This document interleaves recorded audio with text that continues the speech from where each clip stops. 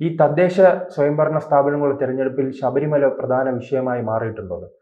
UDF പറയുന്നു അത് മാറിയിട്ടുണ്ടെന്ന്. പക്ഷേ LDF ഇപ്പോഴും പറയുകയാണ് അങ്ങനെ സംഭവിച്ചിട്ടില്ല.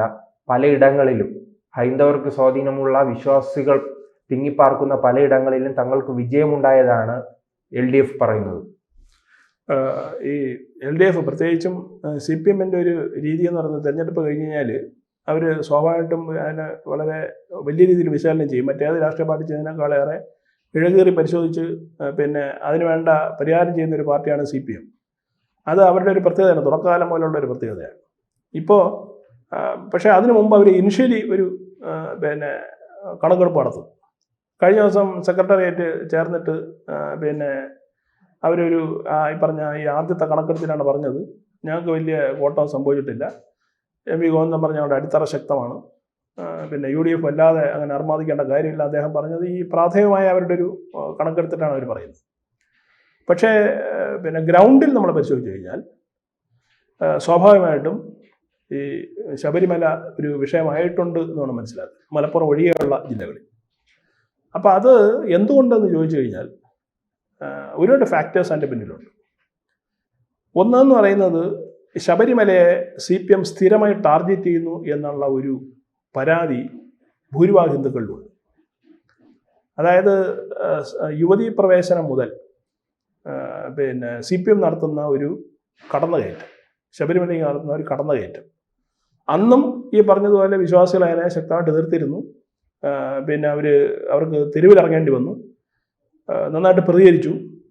പിന്നെ സംഘപരിവാർ സംഘടനകളൊക്കെ ശബരിമലയിൽ ഇതിനെ തടുക്കാൻ വേണ്ടി ഉണ്ടായിരുന്നു. വലിയ ബഹളവും നൂറുകണക്കിന് കേസുകളൊക്കെ ഉണ്ടായി. അങ്ങനെ ഒരു ആയിരുന്നല്ലോ ഈ പിന്നെ യുവതീ പ്രവേശനത്തെ ബന്ധപ്പെട്ട്. ഏതാണ്ട് അതിൻ്റെ ഒരു തുടർച്ച ആയിട്ടാണ് ഇപ്പോൾ ഈ പിന്നെ സ്വർണ്ണക്കൊള്ള ശബരിമല ക്ഷേത്രത്തിൽ നിന്നും കടത്തിക്കൊണ്ട് പോയത് എന്നുള്ള ഒരു വിശ്വാസം നമ്മുടെ ഹിന്ദുക്കളുടെ ഇടയിലുണ്ട് എന്നുള്ളതാണ്. അപ്പം നിരന്തരമായി ഹിന്ദു ക്ഷേത്രങ്ങളെ അപമാനിക്കുകയും അതിനെ നശിപ്പിക്കാനുള്ള ശ്രമവും നടത്തുന്നു എന്നുള്ള പിന്നെ ഹിന്ദു സംഘടനകളുടെ അല്ലെങ്കിൽ BJP-യുടെ ഈ പ്രചരണത്തെ സാധൂകരിക്കുന്ന തരത്തിലാണ് കാര്യങ്ങൾ വന്നിട്ടുള്ളത് എന്നുള്ളതാണ്. അതുകൊണ്ട് തെരഞ്ഞെടുപ്പിൽ എന്ത് സംഭവിച്ചിട്ടുണ്ട്, ശബരിമല ഒരു വിഷയമായിട്ടുണ്ട്. അത് ബിനോയ് വിശ്വം പറഞ്ഞല്ലോ. CPI-യുടെ നേതാവായിട്ടുള്ള പിന്നെ ഇദ്ദേഹം ബിനോയ് വിശ്വം സമ്മതിച്ചല്ലോ. അവരുടെയും യോഗം കൂടിയല്ലോ ഇന്നലെ, CPI എക്സിക്യൂട്ടീവും കൂടി. അവരും പറഞ്ഞത് എന്താ, ശബരിമല വിഷയം തെരഞ്ഞെടുപ്പിൽ ചർച്ചാ വിഷയമായിട്ടുണ്ട് എന്നുള്ളതാണ്. വളരെയധികം സീറ്റ് CPI-ക്കും കുറഞ്ഞു പല സ്ഥലങ്ങളിലും. അപ്പോൾ CPM ഇപ്പോൾ സമ്മതിക്കില്ല, ഒരു 10-15 വർഷം കഴിഞ്ഞിട്ട് ചിലപ്പോൾ CPM വരാം. അത് അവരുടെ രീതി അതാണ്. പ്രത്യക്ഷത്തിൽ അവരൊരിക്കലും ചർച്ചയാക്കാൻ ആഗ്രഹിക്കില്ല, പക്ഷേ അവരതൊക്കെ വച്ചേക്കും. പിന്നൊരു ഘട്ടത്തിൽ ആളുകളൊക്കെ മറക്കുന്ന സമയത്ത് പറയും ഞങ്ങൾ ഇതുകൊണ്ടാണ് നമ്മൾ അന്ന് പിന്നെ തോറ്റുപോയത് എന്ന് അവർ പറയും. ഇന്നല്ലെങ്കിൽ നാളെ പറഞ്ഞിരിക്കും, അത് തർക്കമൊന്നും വേണ്ട. പക്ഷെ ഇപ്പോൾ പക്ഷേ ഈ 2019 തെരഞ്ഞെടുപ്പിൽ ഈ സംഭവങ്ങൾക്ക് പിന്നാലെ അവർ തുടക്കം തന്നെ പറഞ്ഞു അത് തെറ്റ് പറ്റിയതായി അവരുടെ രീതിയിൽ പറയുമല്ലോ. എന്നിട്ട് വീടുകൾക്ക് തോറും കയറി അത് പരിഹരിക്കാനുള്ള ശ്രമം നടത്തി. അതിന്റെ പശ്ചാത്തലത്തിലായിരുന്നു പിന്നീട് 2020-21 വിജയം ഉണ്ടായത്. അപ്പോൾ അങ്ങനെ ഒരു നീക്കം ഇനി ഉണ്ടാകും? അല്ല, 2021 അസംബ്ലി തെരഞ്ഞെടുപ്പ് ഈ വീടുകയറി ക്ഷമ പറഞ്ഞുകൊണ്ടൊന്നുമല്ല. അതെന്ന് പറയുന്നത് ഈ പ്രളയം, അതിനുശേഷം വന്ന കോവിഡ്, തുടർന്ന് വന്നിട്ടുണ്ടായ ഒരു രാഷ്ട്രീയ സാമൂഹിക സാഹചര്യം കേരളത്തിലുണ്ട്. കേരളത്തിലെ ഇന്ത്യയിൽ എല്ലായിടത്തും ഉണ്ടായിരുന്ന സംഭവമാണ്. അപ്പോൾ അതുകൊണ്ട് തന്നെ ജനങ്ങൾ വലുതായിട്ട് രാഷ്ട്രീയമായി ഇത്തരം കാര്യങ്ങൾ ചർച്ച ചെയ്യാൻ പോയില്ല എന്നുള്ളതാണ് വാസ്തവം. അല്ലാതെ ഇവർ പോയി അവരെ സമാധാനിപ്പിച്ചിട്ടൊന്നുമില്ല. എന്നാൽ പിന്നെ എന്തിനാണ് 19 സീറ്റിൽ കോൺഗ്രസ് ജയിച്ചത്? പിന്നെ ഒരു സീറ്റല്ലേ അവർ ജയിച്ചുള്ളൂ, കഷ്ടപ്പെട്ട്, അതും വളരെ കഷ്ടപ്പെട്ടാണ് ജയിച്ചത്.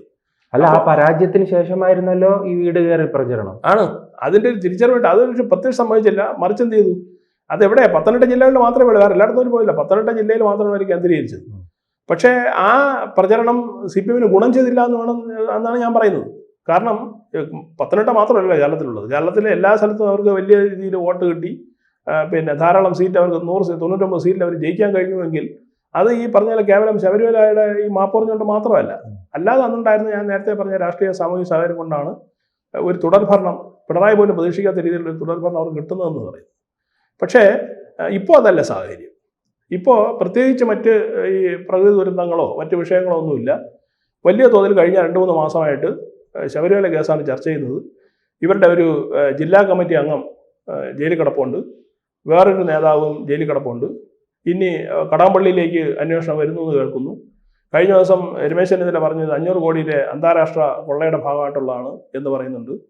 അപ്പോൾ CBI ഈ അന്വേഷണത്തിലേക്ക് വരും എന്നുള്ളതാണ് ഏറ്റവും പുതിയ കിട്ടുന്ന വിവരങ്ങൾ ശബരിമല കൊള്ളയായിട്ട് ബന്ധപ്പെട്ട്.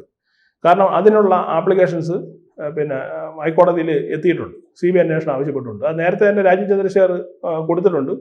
സ്വാഭാവികമായിട്ടും അത് പിന്നെ ഒരു അന്വേഷണമായിട്ട് വരികയാണ് എങ്കിൽ കാര്യങ്ങൾ കുറച്ചുകൂടി വ്യക്തമാവും എന്താണ് ഇത് സംഭവിച്ചതെന്നുള്ളത്. പക്ഷേ ഇവിടെ ഇതിൻ്റെ രാഷ്ട്രീയ വശം നമ്മൾ പരിശോധിക്കുമ്പോൾ എല്ലാ പാർട്ടികളും, അത് LDFന് അകത്തുള്ളതായാലും LDFന് പുറത്തുള്ളതായാലും എല്ലാ പാർട്ടികളും ഒരേ തരത്തിൽ വിശ്വസിക്കുന്നതും അവർ പറയുന്നതും പിന്നെ ഇത് പ്രതിഫലിച്ചിട്ടുണ്ട് എന്നുള്ളതാണ് ശബരിമല. കാരണം അവർ ഫീൽഡിൽ ഇറങ്ങി വർക്ക് ചെയ്യുന്നവരാണ്, ഓരോ വീടുകളിൽ വോട്ട് ചോദിക്കാൻ പോകുന്നവരാണ്. അപ്പോൾ അവർക്ക് നന്നായിട്ട് അറിയാം ഇത് പിന്നെ റിഫ്ലക്റ്റ് ചെയ്തിട്ടുണ്ടോ എന്നുള്ളത്. ഒരു ഉദാഹരണം പറയാം. ഇപ്പോൾ ഈ തെരഞ്ഞെടുപ്പ് പ്രചരണ സമയത്ത് പല പിന്നെ CPM പ്രവർത്തകരും പറഞ്ഞത് വീടുകളിൽ കയറാൻ നിവൃത്തിയില്ല എന്നുള്ളതാണ്. തിരുവനന്തപുരം കോർപ്പറേഷൻ തന്നെ പല സ്ഥലത്തും സ്ഥാനാർത്ഥി നേരിട്ട് വീടുകളിൽ കയറി വളരെ കുറവാണ്. അവർക്ക് അവരുടെ ആള് തോന്നുന്ന സ്ഥലത്ത് മാത്രമേ കയറിയിട്ടുള്ളൂ. അല്ലാത്തതൊക്കെ തിരിച്ച് ചോദ്യങ്ങൾ നാട്ടുകാർ ചോദിച്ചു, അതിന് മറുപടി ഇല്ല.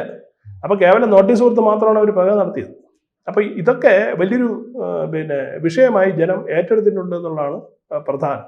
സ്വാഭാവികമായിട്ടും എന്തെങ്കിലും ചെറിയ പിന്നെ ഞാൻ പറഞ്ഞതെന്ന് പിന്നോട്ട് പോകാൻ CPMനെ സംബന്ധിച്ചിട്ട് അല്ലെങ്കിൽ LDFനെ സംബന്ധിച്ചിട്ട് കഴിയില്ല എന്നുള്ളതാണ്. ഇനി അടുത്ത് വരുന്ന LDF യോഗത്തിൽ ഇത് CPM ഉന്നയിക്കുമെന്നാണ് പറയുന്നത്. ഇതെന്തുകൊണ്ട് ഇതിങ്ങനെ ഈ വഷളാവുന്നു? ഇത് എത്രയും പെട്ടെന്ന് അന്വേഷണം അവസാനിപ്പിച്ച് ബന്ധപ്പെട്ടവരെ കണ്ടെത്തിയില്ലെങ്കിൽ 24 നിയമസഭാ തെരഞ്ഞെടുപ്പിൽ ഇതേ അവസ്ഥയായിരിക്കും CPM ഉണ്ടാകാൻ പോകുന്നത്. തർക്കമൊന്നും വേണ്ട. അതാണ് ഇപ്പോഴത്തെ രാഷ്ട്രീയ സാഹചര്യം. ശബരിമല സൃഷ്ടിക്കുന്ന രാഷ്ട്രീയ സാഹചര്യം അതാണ്. അല്ല, അപ്പോൾ ഈ ഹൈന്ദവ വോട്ടുകൾ ഇനി LDFിലേക്ക് വരില്ലെന്നാണോ പറയുന്നത്, ഈ ശബരിമല പ്രശ്നമുള്ളത് കൊണ്ട്? അല്ല, LDFിൽ നിൽക്കുന്ന വോട്ടുകൾ ചോർന്നു പോകും. ഇനി പുതുതായിട്ട് അവിടെ ചെല്ലാനില്ല എന്നാണ് ഞാൻ മനസ്സിലാക്കുന്നത്. LDFിൻ്റെ ഏറ്റവും വലിയ അടിത്തറ ഹിന്ദു വോട്ടുകളാണ്. നമ്മൾ ആ ഒരു സത്യം നമ്മൾ തിരിച്ചറിയണം. കേരളത്തിൽ അങ്ങോളമുള്ള ഹിന്ദു വോട്ടുകളാണ് പിന്നെ എന്താണ് ഈ പിന്നെ CPMൻ്റെ അടിത്തറ എന്ന് പറയുന്നത്. CPI ആയാലും പിന്നെ കോൺഗ്രസ്സിൽ അത്രത്തോളം ഇല്ല. കോൺഗ്രസ്സിലെ ഹിന്ദു വോട്ടുകൾ ഷിഫ്റ്റ് ചെയ്യപ്പെടുന്നവയാണ്. അവരങ്ങോട്ടും ഇങ്ങോട്ടൊക്കെ മാറി ചില LDF ചെയ്യാനും BJP ചെയ്യാൻ അവർ മാറി ചെയ്യുന്നത്. പക്ഷേ ഇവിടെ അങ്ങനെയല്ല. അത് അവർക്ക് കൃത്യമായിട്ട് ഉറപ്പുള്ള വോട്ടുകളാണ്. അവിടെ നിന്നാണ് പിന്നെ എന്ത് ചെയ്യുന്നത്, ഈ വോട്ടുകൾ ഇങ്ങോട്ട് മറിയുന്നത്.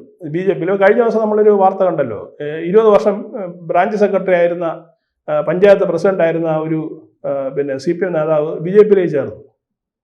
എന്താ കാര്യം? ഇതുപോലുള്ള വിഷയങ്ങളാണ്. അപ്പോൾ നിങ്ങൾക്ക് രാഷ്ട്രീയ പ്രവർത്തനം നിങ്ങൾ നടത്തിക്കോളൂ. പക്ഷേ രാഷ്ട്രീയത്തിനിടയ്ക്ക് മതത്തെയോ വിശ്വാസത്തെയോ വലിച്ചഴിക്കുകയോ അതിനെ അപകീർത്തിപ്പെടുത്താൻ ശ്രമിച്ചു കഴിഞ്ഞാൽ സ്വാഭാവികമായിട്ടും ആളുടെ ഉള്ളിലുള്ള ഈ പറഞ്ഞതുപോലുള്ള വിശ്വാസം എന്ത് ചെയ്യും? ഉണരും. നമ്മളെവിടെ ഈ പൂർണ്ണമായിട്ടും ഒരു കമ്മ്യൂണിസ്റ്റ് രാഷ്ട്രമൊന്നും ആയിട്ടില്ലല്ലോ. പിന്നെ CPMനെയും മാർക്സിസ്റ്റ് പാർട്ടിയും സംഭവിച്ചൊരു പ്രശ്നം എന്താണ്? ഇന്ത്യൻ സംസ്കാരത്തെ അംഗീകരിക്കാതെ ഇന്ത്യയിൽ വളരാൻ ശ്രമിച്ചാണ് അവർക്ക് ഏറ്റവും വലിയ അബദ്ധം എന്ന് പറയുന്നത്. നിങ്ങളുടെ വിശ്വാസത്തെയും അതുപോലെ തന്നെ അവരുടെ ആചാരങ്ങളെ അംഗീകരിച്ചുകൊണ്ട് രാഷ്ട്രീയപ്രവർത്തനം നടത്തിയിരുന്നുവെങ്കിൽ ഈ ഒരു ബുദ്ധിമുട്ട് വരില്ലായിരുന്നു. ഇത് അങ്ങനെയല്ല. ഇവരാദ്യം ശ്രമിക്കുന്നത് എന്താ? നിങ്ങൾ ഒരു ക്ഷേത്രം തകർത്താൽ അത്ര അന്ധവിശ്വാസം തകർന്നു എന്ന് പ്രചരിപ്പിച്ചു തുടങ്ങിയവരാണ് ഇവർ. അപ്പോൾ പരമാവധി ക്ഷേത്രങ്ങളെ തകർക്കുക, എന്നാൽ മറ്റു മതസ്ഥാപനങ്ങളെ സംരക്ഷിക്കുക എന്നുള്ള രീതിയാണ് CPM തുടക്കം മുതലേ അനുവർത്തിച്ചു വരുന്നത്.